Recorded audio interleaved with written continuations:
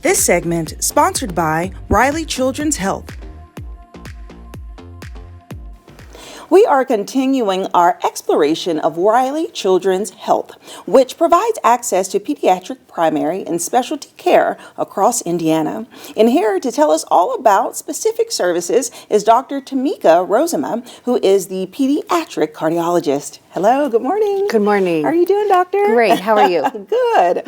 Okay, so I would love to dive into your specialty and really how you service kids, which are just so precious, right? Yes, they are. The perfect age to seek care, but they need so much care. Yep. So how do you serve them as a cardiologist? So we serve them in a couple different ways.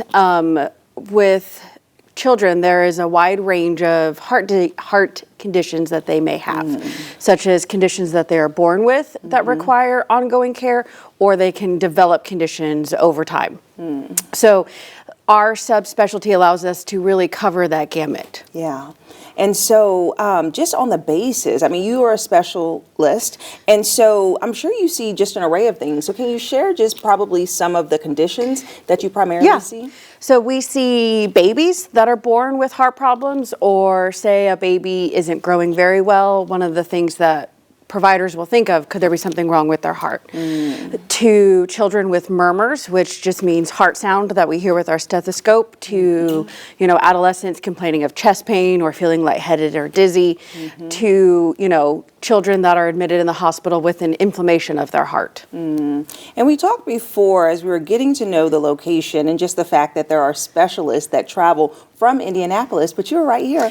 We are. Yes, I am. I am based local here, stay here in Fort Wayne, and then I do actually travel to 2 outpatient clinics in Muncie and Richmond, but I am based in Fort Wayne, part of the community. Yeah, which is great. And with this location being around for 6 years, how do you feel why is it important to have this type of access here in Fort Wayne?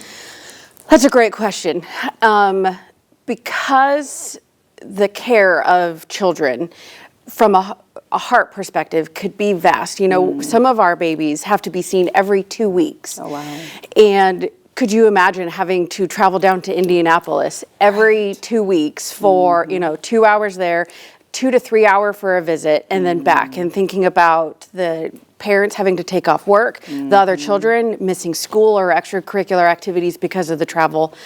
So with us being here locally, we really can help come around the community and keep kids here locally for their outpatient care as much as we can. Yeah, and let's talk about really what that appointment looks like with you. And what are the steps and some of the tests that you have to just really conduct to get an overall analysis of what they need, or dive deeper into specific curing? Yeah, so when you think of a visit with a pediatric cardiologist, it is not a quick visit, unfortunately. Sometimes it can be 1 to 2 hours, depending on the type of testing that we do, and we always talk with our families beforehand to let them know to be prepared.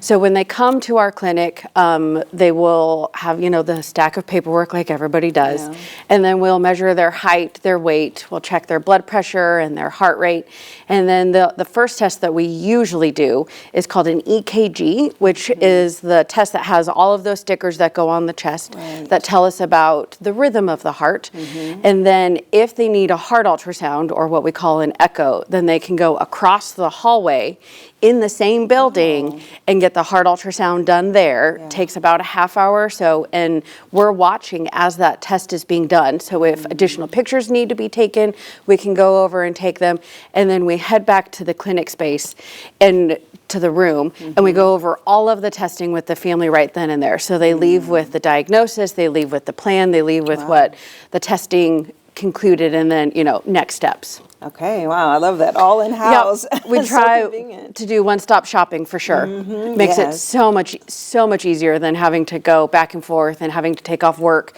to get testing done and then coming back. So no, we like to do it all in one spot. Yes, and so of course with kids, there's a range of things that could be wrong, and I'm sure especially new parents are looking and they're checking and they're trying to make sure their child is healthy. So are there any known symptoms or just things that parents can look out for in advance to indicate if their child may have a heart condition? Yeah, so that's a great question, and I would say it kind of depends on the age of the child. So for babies, the things to watch for with them would be if they're breathing fast and not not like at all the time, but really around feeding. So for a baby, feeding for them is like running a marathon for you or I. So you could imagine if you were running a marathon 8 times a day, you'd be breathing fast, your heart rate would be fast, you wouldn't be growing very well because you're breathing and doing all of these things. So for babies, it's really, are they not growing? Are they taking a really long time to feed? Are they breathing fast?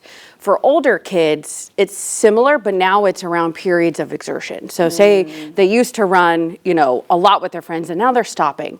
And they're stopping to catch their breath, or they're just saying, I just don't feel good. Those are the things that we really watch for. And then in adolescence, the things that we watch for are most intrigued by are when children have symptoms, again, during periods of exertion.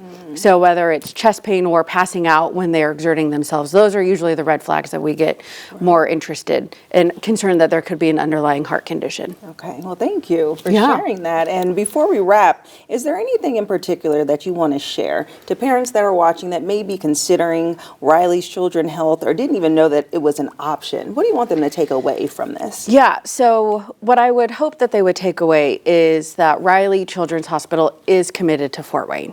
And myself and my partner are very adamant in pushing to say we need to do as much as we can here locally. The community deserves it. And we're hopeful that as more people hear about us, that we can prove to the administration and the powers that be that it is worthwhile to really invest in Fort Wayne. Us in the Pediatric Cardiology Division are not moving, we're not leaving, we're here to stay.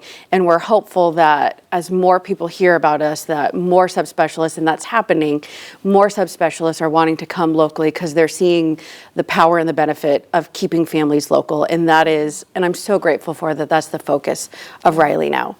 And then from a heart perspective, yes, it's very scary to be told that you have to see a pediatric cardiologist.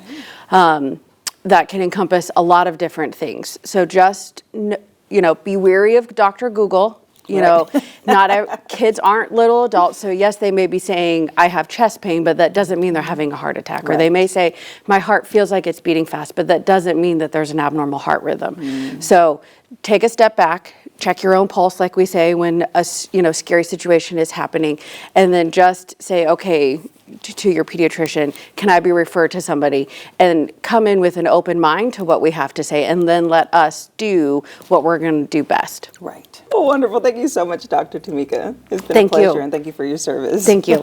And if you would like more information about Riley Children's Health, we'll have their website listed below, and I'll see you after the break.